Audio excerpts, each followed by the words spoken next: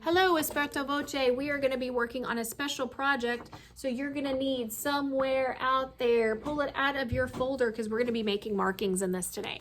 And you're going to need two other things. You're going to need a highlighter and you are going to need a pencil. Okay, so make sure that it's a pencil, not a pen, because if it's a pen and you make a mistake, you're going to be real mad at yourself that you didn't listen to Miss Ritter and use a pencil. Okay, so make sure that you have that pencil there. All right, so first things first, I'm going to readjust my camera so you can see what I am doing on my desk here. Okay, here we go. Now, the first thing I need to explain to you is that how music is put together. Okay, so do you see this fancy little bracket right here? That bracket always shows us that this is the piano part. And you'll see it down here as well. And look, you're even going to see it down here. This bracket is telling us this is the piano part, okay? Now, as you can see, the beginning of the song is the piano playing this really pretty little dun, dun, dun, dun. We're not singing yet, but the piano is playing. That's the beginning of the piece. And then right here at square 9, this is where everybody starts. But you can see it's not really everybody, it's a solo, okay? But I still want all of you to highlight part 1 right here, okay? We're gonna all highlight that because I want everybody to learn the solo part. That way, if you are interested in trying out for the solo, then you know the solo, okay? Now, very, very important. This line that goes from the top of this staff all the way to the bottom of the piano staff, this line is creating what's called a stave. And this line shows me that this whole entire block of music is happening simultaneously. The voice part and the piano are going simultaneously. And we know what this is like, right? Because we're used to singing with the piano underneath us while we sing. That's exactly what's happening here. So all of this is happening at the same time. So when I get to the end of this stave, I have to turn the page to get to my next stave. And again, this line from the top of one to the bottom of the other, that creates my stave. So I'm going to continue highlighting this solo part. Here's my next stave, solo part. Okay, now when we get to measure 17, which is denoted by a square 17 right here, this is where we split into actual parts. So I'm going to continue to highlight the soprano part with this orange highlighter, and I'm going to highlight the alto part with the blue highlighter, okay? So sopranos, I'll finish you out right here. There's your line, and altos, let's highlight your line, girls. Here is your blue line, and you don't need to worry about highlighting the alto part up here because everybody's singing this solo up until now, okay? Let's keep going. That's the end of that stave. Here's my next stave. Here's my soprano line. Here is my alto line. Let's go on to the next page. Here's my stave, soprano line, altos, you're resting right here. Here's my next one, soprano line. Oops, sopranos, you're resting here, but the altos start singing. Next line, soprano line, alto line, okay? Moving on.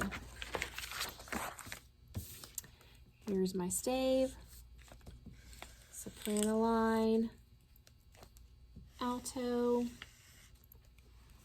stave, soprano, alto, soprano, alto. Now I want you to take your pencil really, really quickly, and I want you to circle to coda. That's going to be important later on, so I want you to know exactly where that is, okay? So let's continue going. Soprano line, alto, soprano, alto, soprano, alto. I want you to see something else in your music. This right here, this says DS al coda.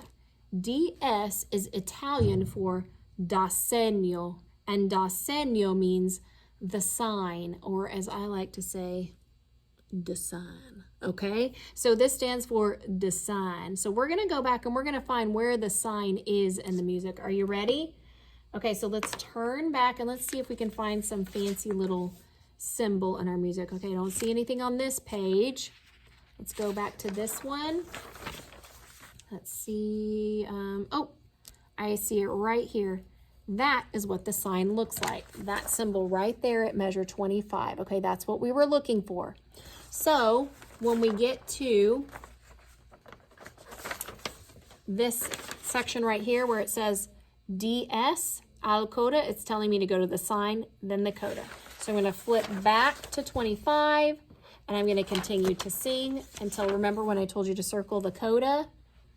When we get to the coda, that means we're going to go from the end of this measure right here, and we're going to flip over to the very back page because that's where the coda is, okay? So I'm going to continue highlighting my parts. Soprano, I'm just going to finish your parts out here, and alto.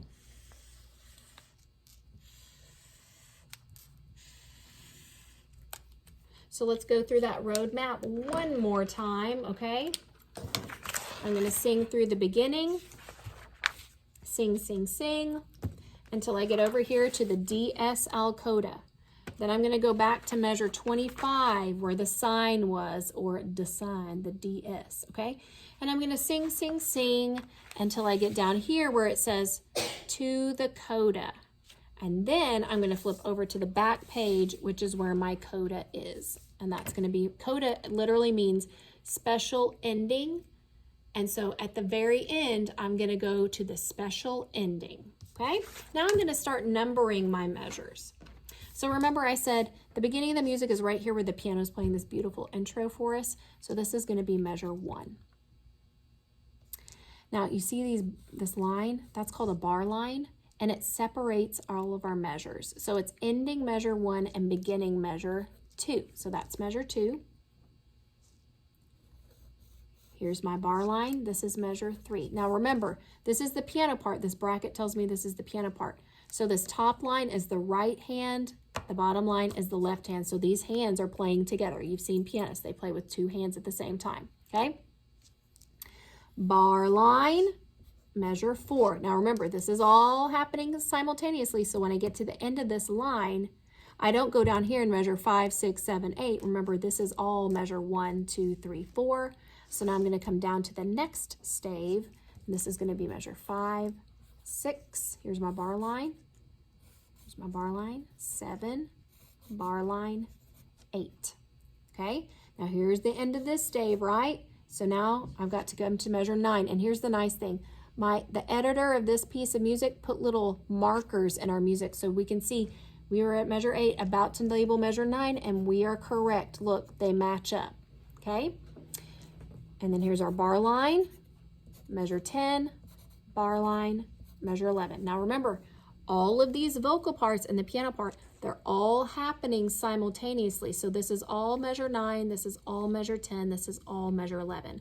So when I get to the end of this stave, to get to measure 12, I have to turn the page to get to my new stave. So now I'm on measure 12, bar line, 13, bar line, 14. I'm at the end of my stave, so I have to come down to the next. 15, 16, 17, looky there, it matches up with what the editor gave me. 18, 19, 20. And I'm going to go through and I'm going to continue to number all these measures.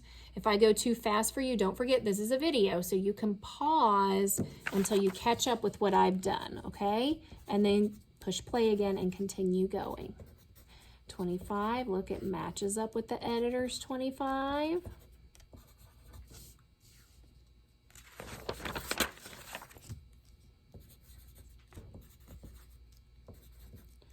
Keep numbering everything. 34 matches up with the editor.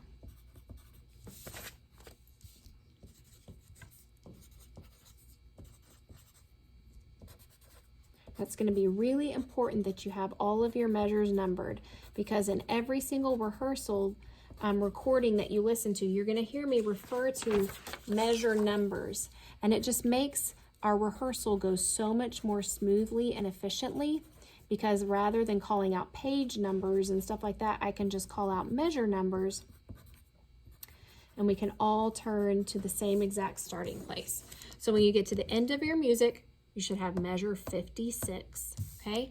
Now, I want you to make sure that you get all of your measures numbered and that you have your part highlighted, because you're gonna have to prove to me later on in the week that you did this. Okay, so this is an assignment, so make sure that it gets done, and you're gonna want this to be done before you start watching all those rehearsal videos. It'll only take you a few minutes, but this is a very important part of our rehearsal procedures, so make sure that you get this done, and again, use a pencil. All right, guys, I will see you later. Bye-bye.